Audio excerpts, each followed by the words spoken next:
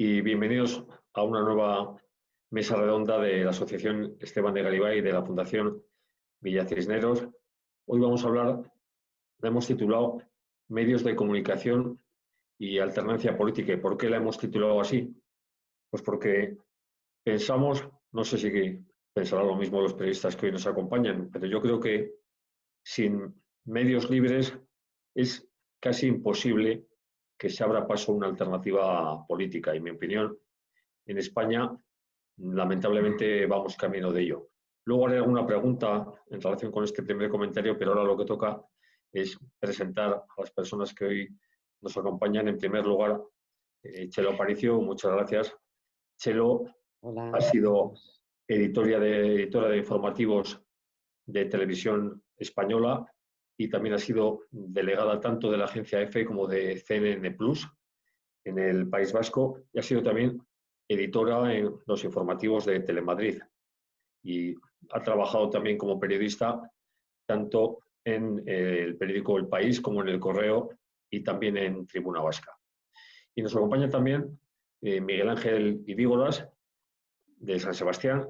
Comenzó como buen donostiarra su carrera en el Diario Vasco, pero desde el año 89, es decir, ya hace 31 años, con lo cual es un veterano, comenzó su carrera en Televisión Española y hasta 2001 ha sido corresponsal de Televisión Española en Rabat y posteriormente ha sido hasta este año corresponsal en el Reino Unido en Londres. Y se da la circunstancia de que entre 2009 y 2012 fue también director de Euskal Telebista en aquel gobierno que se llamó del Cambio, que no sé si realmente cambió muchas cosas, pero sí cambió alguna que a continuación mencionaré.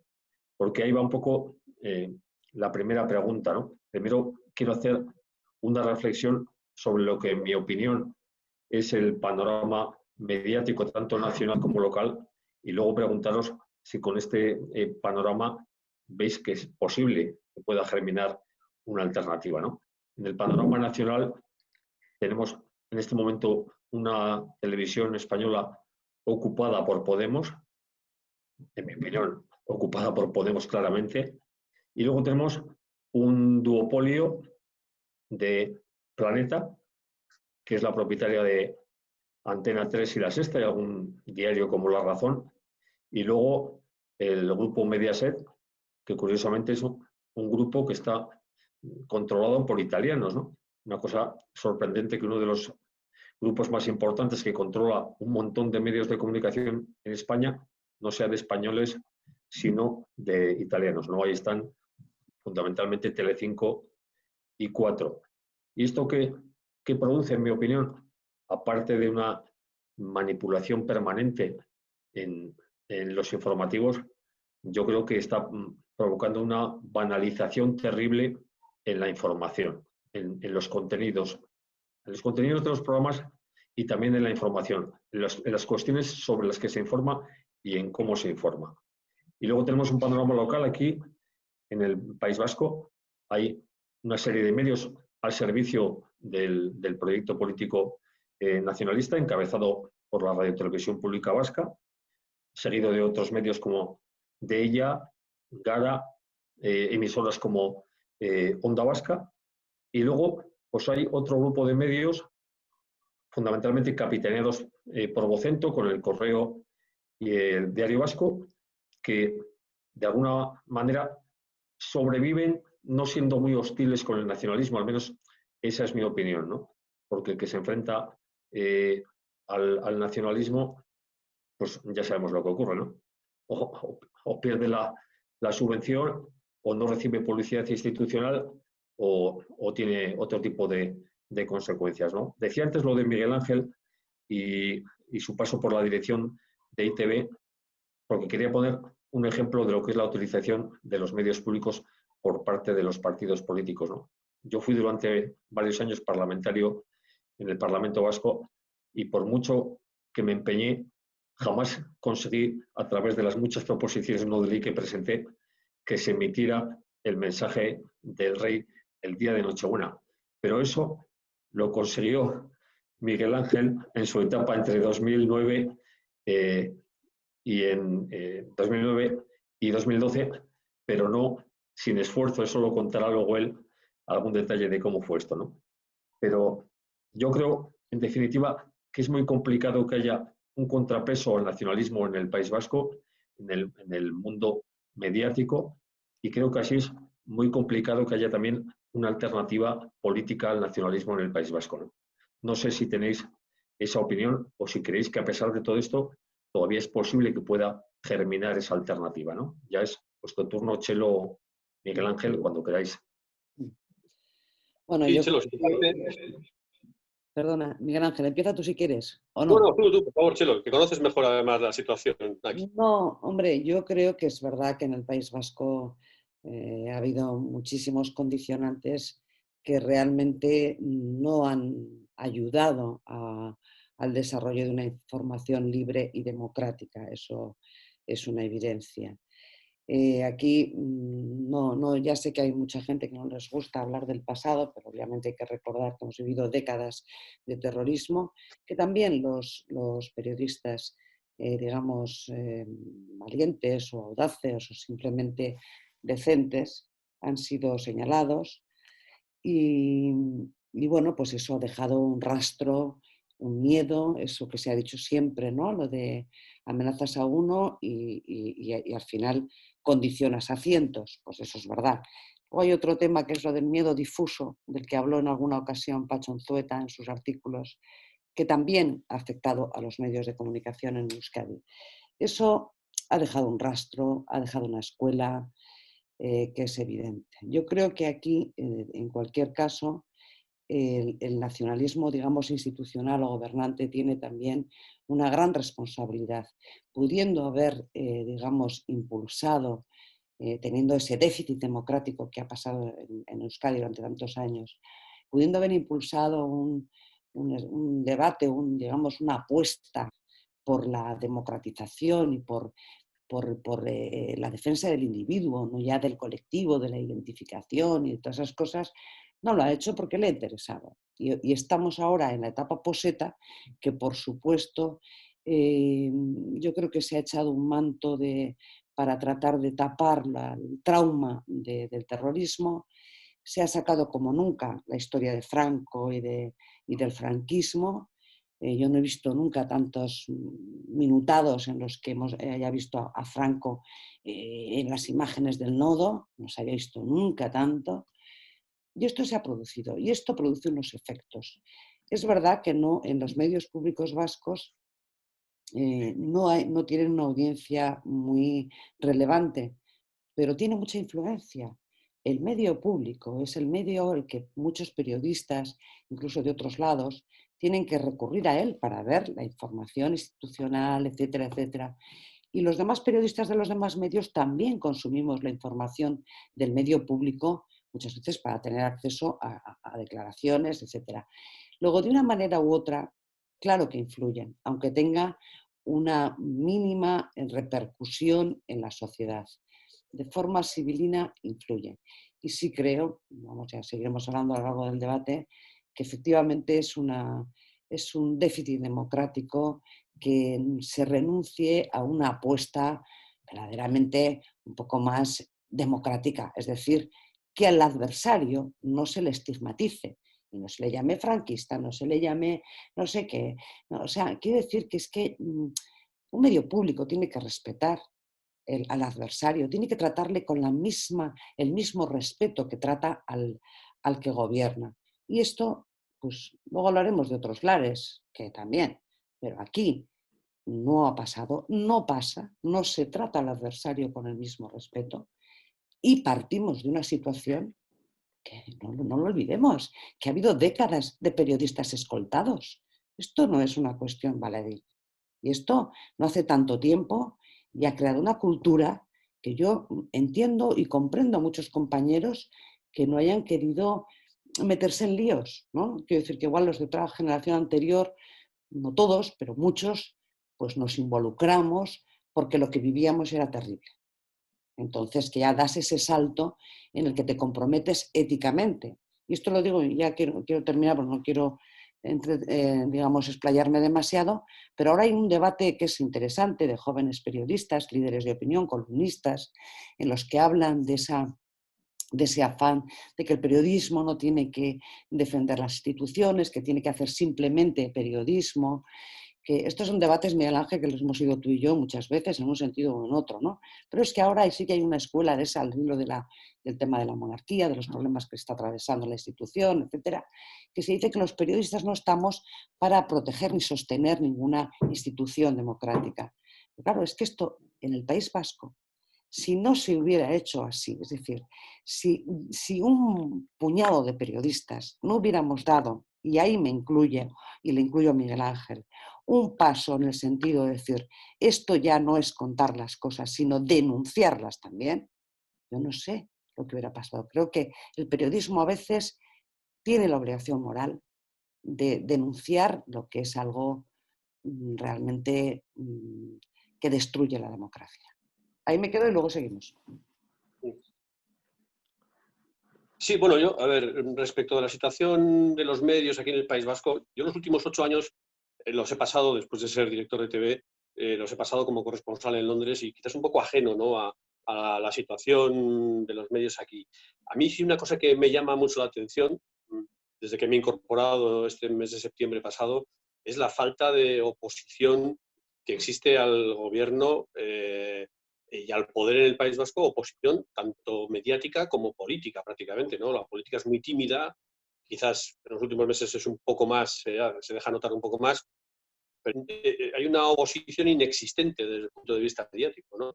Y hay muchos factores, creo, a mi modo de entender, muchos factores que han hecho que la oposición haya desaparecido, y una de ellas es la crisis económica. Los medios viven una situación económica muy complicada, hay un deterioro de la profesionalidad, de la profesión periodística, hay un deterioro absoluto. Eso redunda en una dependencia cada vez mayor del poder de quien distribuye la financiación a los medios escritos, la financiación al resto de medios, y eso supone supeditarse fundamentalmente al poder. Y en este caso, en el País Vasco, pues es al poder nacionalista. Que haya grupos, como por ejemplo grupos editoriales como Cento, que, hombre, es difícil. Yo trabajé 6 años en el Diario Vasco, en Guipúzcoa, en San Sebastián, y claro, hay que tener en cuenta que esta es una zona, Guipúzcoa es una provincia pues especialmente complicada, ¿no? Y que si quieres tener negocio en Guipúzcoa, pues lógicamente tienes que ser sensible a lo que pasa aquí. Y eso deja en evidencia una cuestión fundamental y que es un déficit de la prensa y de los periodistas. Es que al final estamos hablando de negocio, no estamos hablando de ideología, ¿no? Y cuando estamos hablando de negocio y no de ideología, pues comienzan muchos problemas. Y ahí pues vemos qué es lo que pasa con muchos periódicos, vemos qué es lo que pasa con muchos medios que son dependientes del poder, y en ese sentido, pues la nacionalización o el nacionalismo rampante que hay en el País Vasco se deja notar en todos los estamentos, y no ya, digo, privados, en los que cada uno puede ser libre más o menos de seguir la línea editorial que quiere, aunque al final, como digo, está supeditado a la cuestión económica y a la crisis, por ejemplo, que está viviendo el papel, ¿no? Los periódicos viven una crisis tremenda y eso les hace ser más dependientes. La crisis económica y la falta de independencia económica lo que genera es más dependencia del poder. Y eso es lo que ocurre a los medios públicos, ¿no? Y ya si damos el salto a ETV en concreto, a la televisión pública en el País Vasco, pues ETV responde a lo que es el modelo de las televisiones públicas en este país, incluida Radio y Televisión Española, que es botín de guerra de los partidos cuando ganan y acaban convirtiéndose en el botafumeiro de los partidos en el poder, ¿no? Y la acaban utilizando sencillamente para su fin, para sus intereses, y ese es el objetivo fundamental. Entonces, al final, y esa es un poco la pregunta que nos podemos seguir haciendo, es qué sentido tienen los medios públicos, qué objetivo deberían perseguir los medios públicos, y si de verdad los medios públicos en España, en el País Vasco en concreto también, tienen sentido y de qué manera responden a lo que la sociedad, una sociedad heterogénea, amplia y diversa, puede exigir de los medios públicos, ¿no? Esa es un poco la pregunta que nos deberíamos hacer. ¿Y de qué manera se puede o pueden los partidos políticos que están en la oposición construir una alternativa y que llegue su mensaje a los electores cuando se encuentran con esta barrera, ¿no? De que aquellos medios que no están controlados directamente por el poder, hay otros medios, pero que, como tú decías, Miguel Ángel, de algún modo rinden pleitesía al poder, ¿no? No quieren molestar, no quieren incordiar. ¿Hay alguna manera de que asistamos a una democracia, que tengamos una democracia plena cuando la alternativa no puede llegar a los electores, la alternativa a quien está gobernando con la claridad y con la nitidez con que llega el mensaje de los poderosos?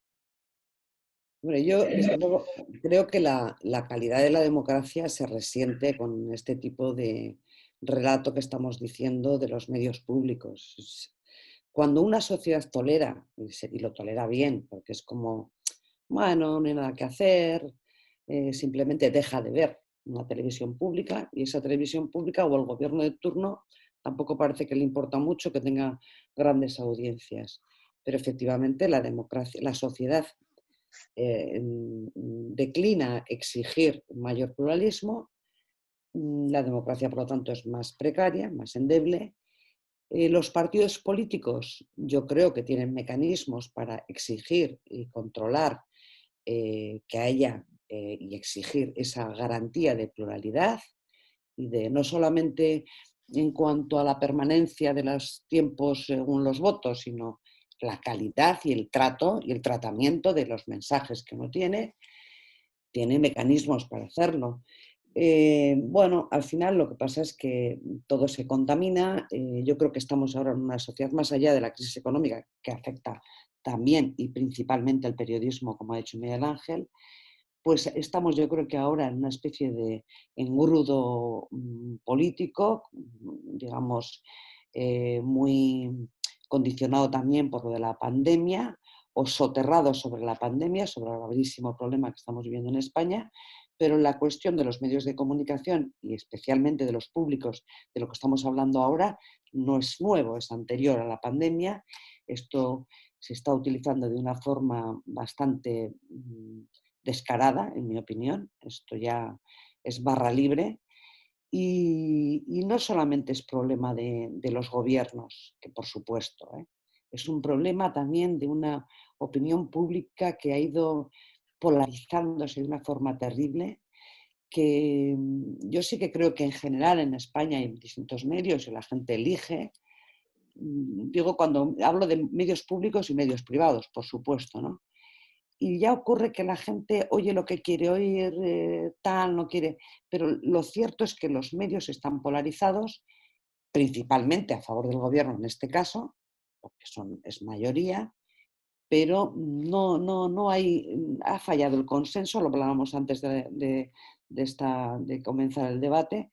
Yo creo que han fallado los consensos de alguna manera básicos en este país, ese ideal de convivencia y de respeto, de prestigiar la idea de reconocer al adversario. Esto que se hizo durante la transición, que parece que esto ya es un tabú, no se puede hablar de ello, o estamos en las cavernas los que hablamos de la transición, ¿no? Bueno, no se ha prestigiado la idea de nuestro país, de la España democrática, de la Constitución. Estamos en otra cosa, y estamos en otra cosa, se han debilitado los consensos y esto ha afectado a los medios. Entonces yo creo que tienes razón en la pregunta, porque es una pregunta, es un interrogante, Carlos, que nos hacemos todos.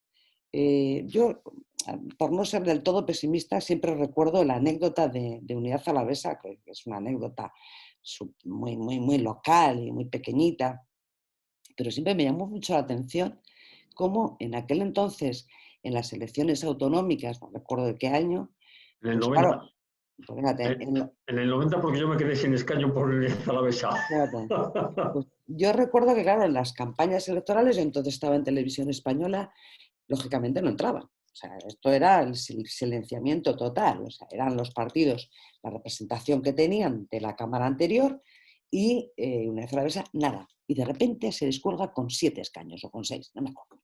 Cinco sacaron. Bueno, 5, fíjate tú.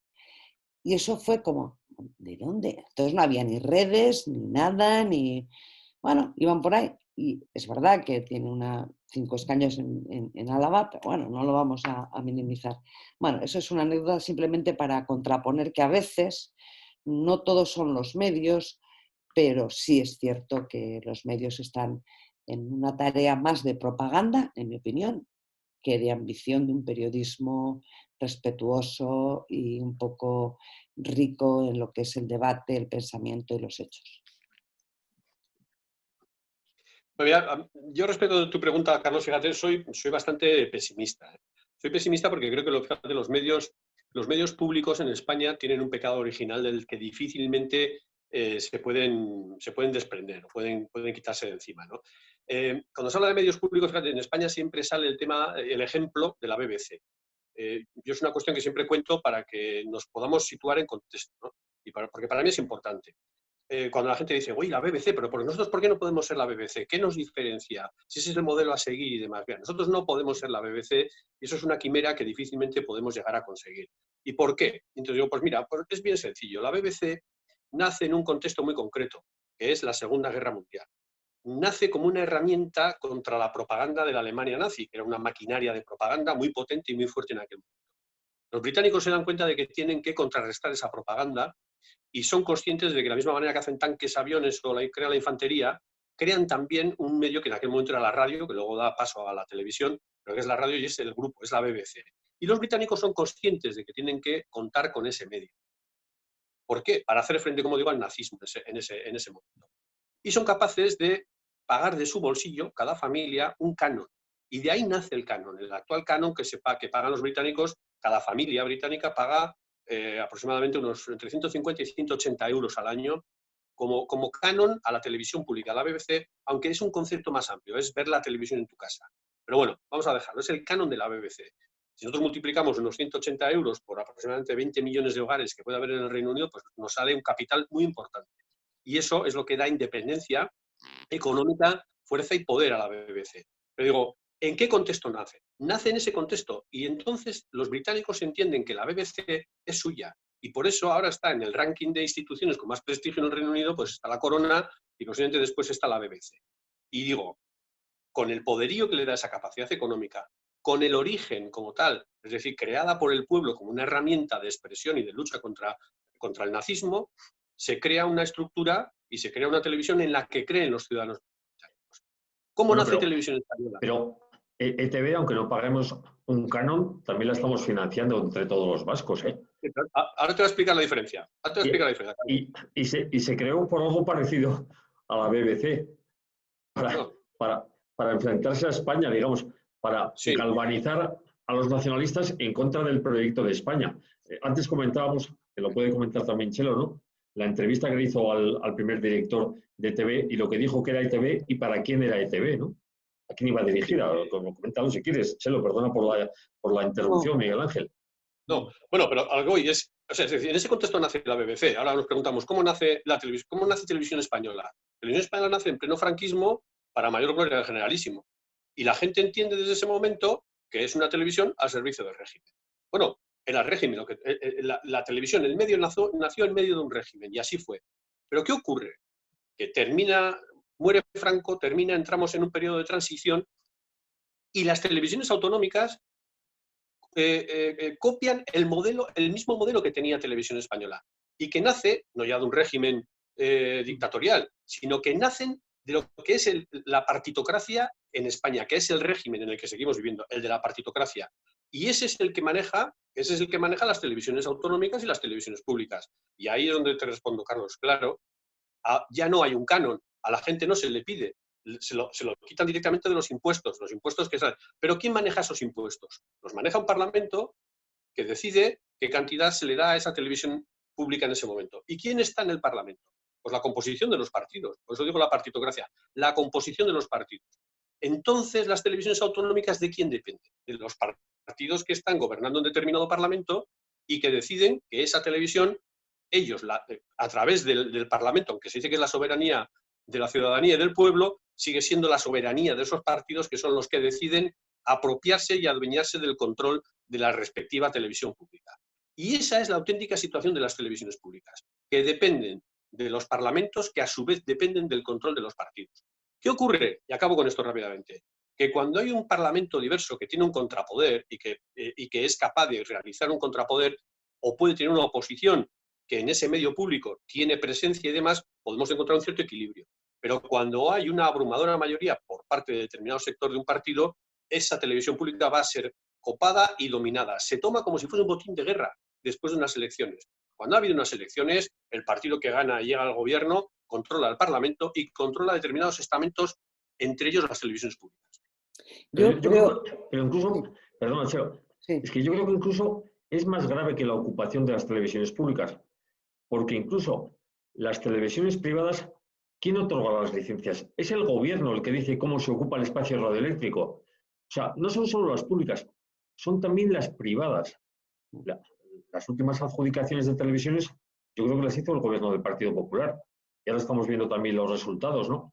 No hay otra fórmula más liberal que garantice que cualquiera pueda emitir con libertad siempre que cumpla unas determinadas condiciones, unas determinadas garantías, que esas sí se pueden controlar, pero que no sea el gobierno del turno el que diga, esta te la doy a ti y esta no te la doy a ti. O sea, porque eso es lo que ha ocurrido, que al final son el gobierno del turno, me da igual que sea el PSOE, que el Partido Popular, y ahora la alianza de PSOE con Podemos, los que van a decir quién puede informar, quién tiene derecho a informar. No hay una manera, yo no sé en otros países si esto en el Reino Unido, por ejemplo, ocurre igual, que es el gobierno el que dice qué televisiones o qué radios pueden emitir, cuándo y de qué manera, ¿no? No lo sé.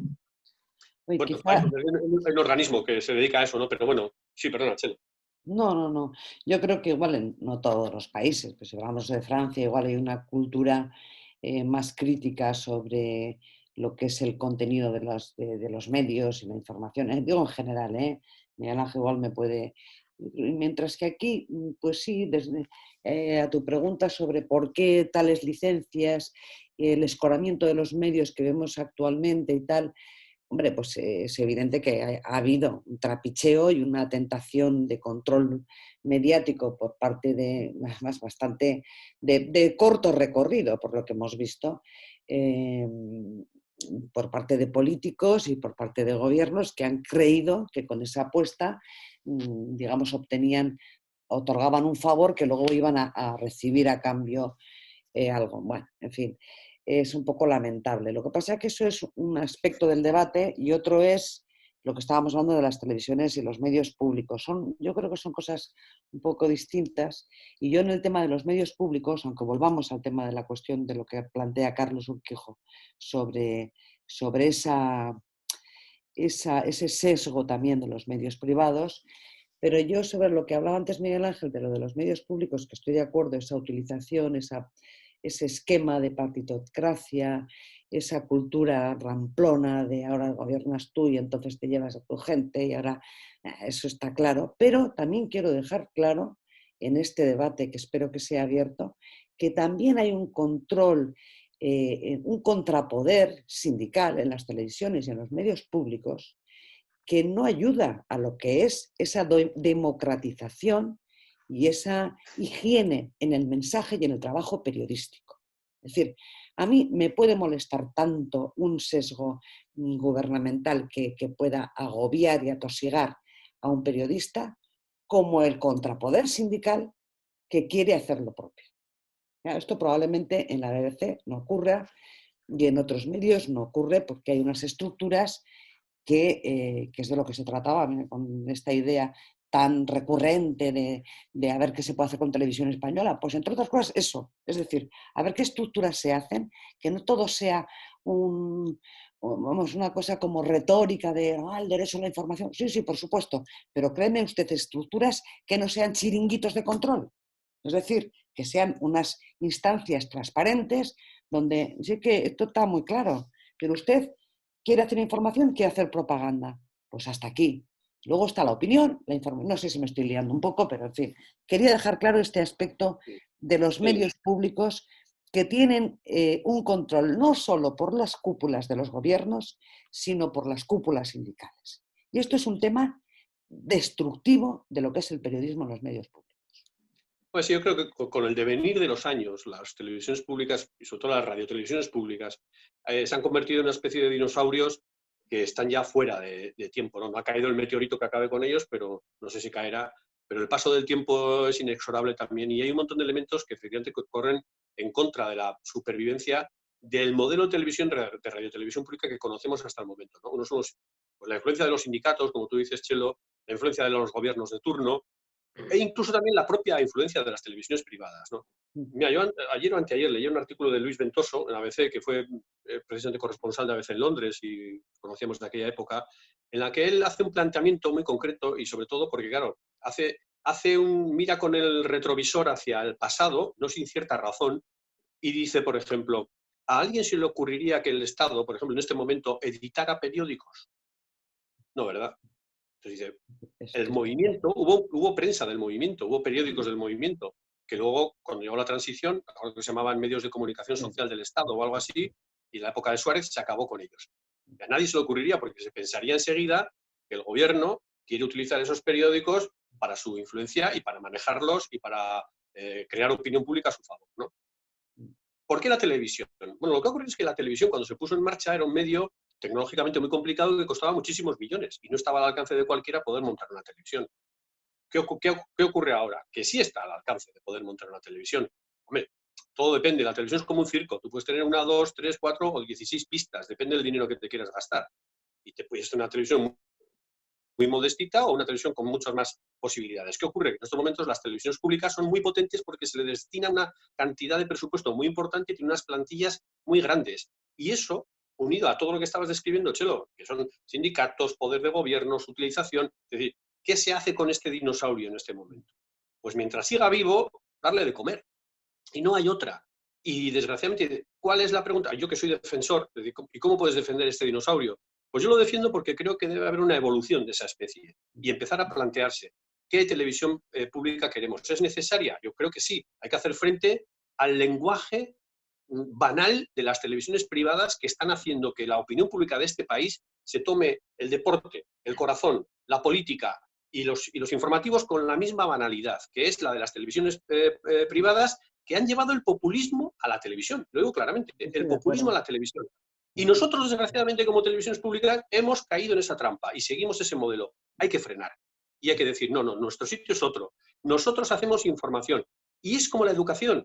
No podemos pretender tener resultados inminentes. Cuando se le enseña a un chaval matemáticas, no se espera que al día siguiente vaya a ser ingeniero. No, se espera. Hay una inversión. En la televisión tiene que haber una inversión. Mantener una lucecita encendida para que se puedan hacer cosas que no hacen las privadas y que hagamos, pues yo qué sé, debates literarios con ciertas cosas. Pero entonces, Miguel Ángel, te quedas sin audiencia, te quedas sin publicidad, entonces hay que pagar más, tenemos que pagar más los ciudadanos. Y eso es lo que no quieren tampoco las televisiones públicas. Bueno, claro. eso yo lo que digo es un modelo más reducido, quizás más reducido, o habría que plantearse qué tipo de modelo, pero el actual, desde luego, parece cada vez más inviable. Yo creo que es cada vez más inviable a medida que pasa el tiempo. Claro. Está el debate de la publicidad, en fin, y tantas otras cosas, pero yo creo que no puede renunciar a la calidad, desde luego. Pero es que tú antes de comenzar el debate, Miguel Ángel, comentabas un poco el tema también de esa idea de una democracia naciente en la que los centros territoriales, tal, que también tenía un sentido cuando uno cree que vive en un país serio. Es decir, si queremos pertenecer a un país con sus diversidades, su estructura autonómica, en fin, sus instancias de control de poderes, etcétera, si queremos eso, pues tiene sentido una televisión española potente, con calidad y, como tú dices, que se pueda abordar pues eso con el tiempo, que con el tiempo se vaya más. Yo lo que no tengo claro, y no lo veo, es que haya un horizonte en ese sentido, que haya una apuesta política de consenso, porque claro, esto no se puede hacer con un gobierno de turno, no, esto no es serio. Esto tiene que hacerse con un consenso de verdad, si eso es lo que se quiere, y merece la pena el dinero que nos cuesta a los españoles. ¿Merece la pena? Pues sí, si realmente se hace una cosa seria. Ahora, si va a ser el chiringuito de turno, del gobierno de turno, insisto, y de los sindicatos que están allí, digamos, que tienen sus estructuras de poder y que a veces condicionan a las direcciones, no hay más que ver. El caso de Telemadrid, en mi opinión, que también, después de un traumatismo brutal que sufrió en 2010 con el despido, el ERE de centenares de trabajadores. Fueron unos años muy duros desde el punto de vista de la crisis económica, muy duros para los periodistas, muy duros también en el caso de Telemadrid. Pero yo es que veo ahora que realmente ya, o sea, a veces no coincide tal sesgo del gobierno autonómico de turno con el control, digamos, mediático. A veces es al revés. Ese es el caso de Telemadrid. Puede ser lo contrario en la televisión de Aragón o en la de Andalucía o en ETV. Es decir, ahí puede ser que coincidan más los gobiernos autonómicos con el sesgo ideológico que tienen esos medios públicos. A veces no. Entonces, o sea, o apostamos por medios públicos que tengan, si es que esto está muy sencillo, no hay que hacer una tesis doctoral sobre esto. Se quiere hacer una televisión pública con el respeto al pluralismo y con las garantías de que eso se hace o no. No se quiere hacer, pues estamos, y yo creo que estamos en el reino de la propaganda también en las televisiones públicas. Lo siento, pero es así. Oye, perdona, Miguel Ángel, es que luego os hago otra pregunta que me ha surgido al escucharos. Sí, comenta, Carlos. Sí, no te preocupes. No, a efectos de favorecer un cambio o una alternativa, y viendo el panorama mediático que tenemos en el País Vasco, ¿qué pensáis que tiene más peso o más influencia hoy? ¿La prensa, la radio, la televisión o las redes sociales? Bueno, Pues es buena pregunta, porque... Menudas preguntas nos haces, Carlos, ¿eh? Bien, de Sí, enjundia. esas preguntas... Es pregunta de examen, sí. Sí. Hombre, a ver, yo creo que... a ver, los medios pueden ejercer, los medios en general, pueden ejercer una influencia muy importante y muy potente en un momento muy concreto y muy puntual. Y en ese momento puntual y concreto lo puede hacer cualquiera de los medios que acabas tú de describir. Pues yo qué sé, en una campaña electoral, si la televisión juega un papel importante en una campaña electoral, pues puede tener un papel importante. Si lo juega la prensa escrita, pues también. Y cada uno a su manera. Las redes, sin duda, han llegado y han entrado, fíjate, yo, vamos, seguí un poco y estudié la situación del Brexit, de las redes en el Brexit, y a pesar, y la conclusión a la que se llegaba, a decir rápidamente, la conclusión a la que se llegaba, que mucha gente echaba la culpa a las redes de haber tenido una influencia tremenda en el Brexit, en la votación y demás, pues resulta que ocurrió una cosa, que es que las redes, que son utilizadas en su mayoría por gente joven, era gente que luego se quedaba en su casa a dormir y no iba a votar, porque pensaban que el dominio de lo que estaban viendo, la idea dominante en las redes es la que él piensa, se siente identificado y dice, no nos vamos de Europa nunca. ¿Quiénes ejercieron un papel muy importante? Nunca mejor dicho, la prensa de papel. Los periódicos conservadores en el Reino Unido que durante décadas han estado despotricando contra Europa y contra la Unión Europea. En el País Vasco, extrapolando esto, y la pregunta es, ¿qué medios han estado haciendo lluvia fina durante años y años y años para que en el País Vasco exista ahora una ideología dominante? Y esa es la respuesta. Esos medios son los dominantes, los que han estado haciendo lluvia fina. ¿Que se puede hacer una contra campaña en un momento puntual y concreto? Posiblemente, pero hay que contrarrestar en poco tiempo una lluvia fina de muchos años, de décadas prácticamente, de muchos medios en el País Vasco, que hacen pues que la gente vote lo que vota y que haya una mayoría que es la que es. Sí, yo también lo creo, esa lluvia fina, bueno, vamos a hablar claro, a veces ese fanatismo, es que tiene un poder enorme.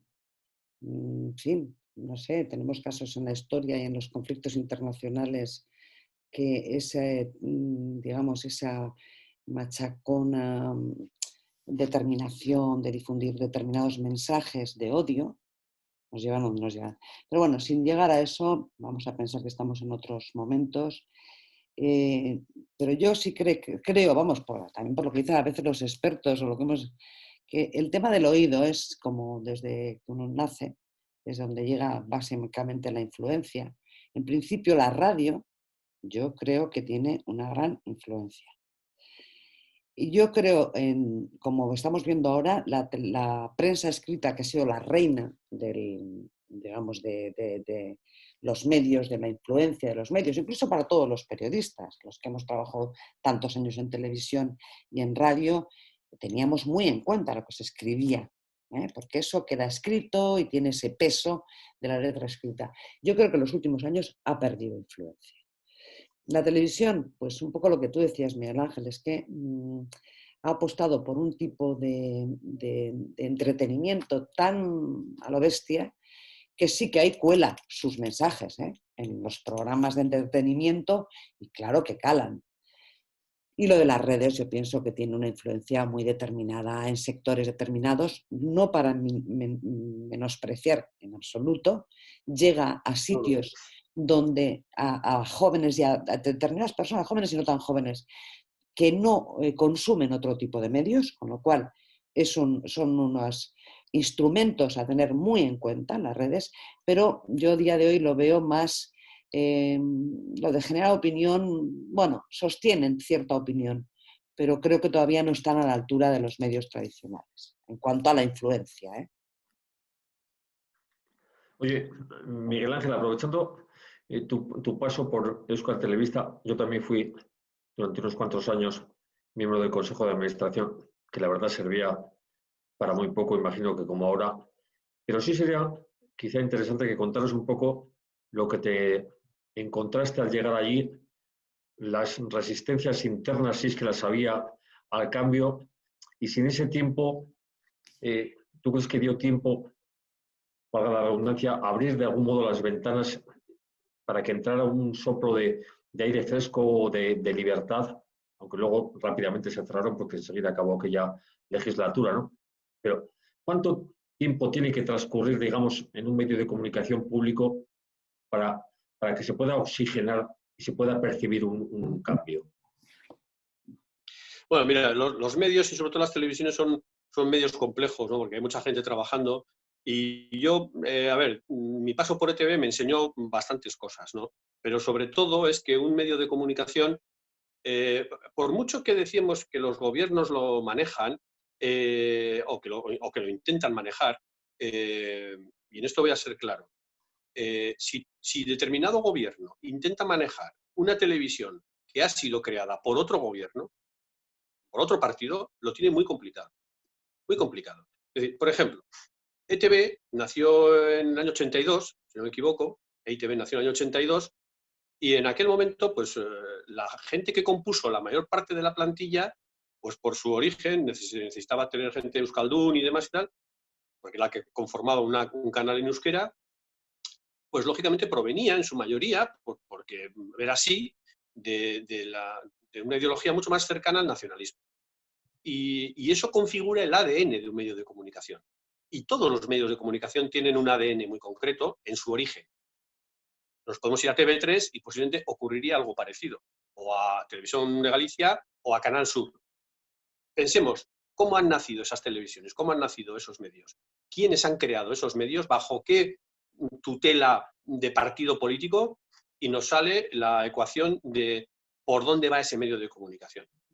Nosotros, que llegamos allí e intentamos, por decirlo de una manera muy directa y muy clara, que entrara el mensaje del rey, pues nos encontrábamos con mucha oposición. ¿Por qué? Porque había un sector muy importante que tenía perfectamente asumido que Euskal Telebista era una televisión que transmitía el mensaje de que los vascos no somos españoles. Entonces, la presencia del rey sobra. El rey no puede estar. ¿Por qué? Porque eso pretende decir alguna manera. La presencia del rey en ETV, en el discurso es decir que el País Vasco sigue siendo España. Y cuando se quita, y llegan los que llegan, lo quitan es porque quieren decir que el País Vasco no es España y que por lo tanto el rey no sale en esa televisión. Y tú te encuentras con una plantilla que tiene un interés muy concreto en que se diga constantemente que esto no es España, que el País Vasco no es España, e incluso se le llama Estado español constantemente, que es el nuevo nombre que tiene nuestro país, que no es España, es el Estado español. Entonces, bueno, pues es muy difícil. Tú puedes abrir un rato las ventanas, pero ves una oposición tremenda, que en el momento en el que te vas, pues vuelve otra vez a ser lo que fue rápidamente, ¿no? Entonces, esos 4 años fueron, bueno, sirvieron, a mí personalmente me sirvieron para conocer muy de cerca un medio de comunicación, saber cuáles pueden ser un poco los mecanismos que mueven el engranaje de un medio de comunicación, que ahora sí que eso explico un poco alguna cosa también, y luego sobre todo darte cuenta de que son los trabajadores que están dentro los que lo hacen. Creo que fue Chelo el que entrevistó en El País, lo comentaba antes, a Matiño, que fue un director de TV, que dijo una frase lapidaria: esta es una televisión Abertzale hecha por Abertzales para Abertzales. Bueno, pues eso, así se creó, así nació y ese era su objetivo. Y acabo con una reflexión muy, muy rápida. El control de los medios de comunicación tiene un doble control, ¿eh? No solamente es el ideológico, no solamente es el de los informativos y el de transmitir ideología y de transmitir la que queramos. Los medios públicos también son, y permitirme esta expresión, es un poco burda, pero es así, es la teta de la vaca que muchos pretenden ordeñar. ¿Por qué? Porque mueve mucho dinero. Has sido consejero en ITV, sabes que se mueve mucho dinero en programas. Bueno, quien controla todo ese engranaje de productoras, de fabricación de programas, de elaboración, tal, tiene un presupuesto muy amplio, muy grande, y eso también oxigena, pues, aparte de tu electorado y aparte de tu gente, aparte de un entramado que es próximo a tu ideología, así de claro, ¿no? Y eso ocurre prácticamente también en parte de las televisiones públicas, que son utilizadas desde el punto de vista también de beneficio económico, hay que decirlo claro. Totalmente, ese es el clientelismo, vamos, en definitiva. Y eso es lo que, pues, si hablamos de periodismo, no podemos hablar de clientelismo, es así, pero en eso estamos. Lo digo porque muchas veces nos ponemos estupendos haciendo grandes debates de periodismo y nos olvidamos de todo esto, de estas cosas, ¿no? Pero es así.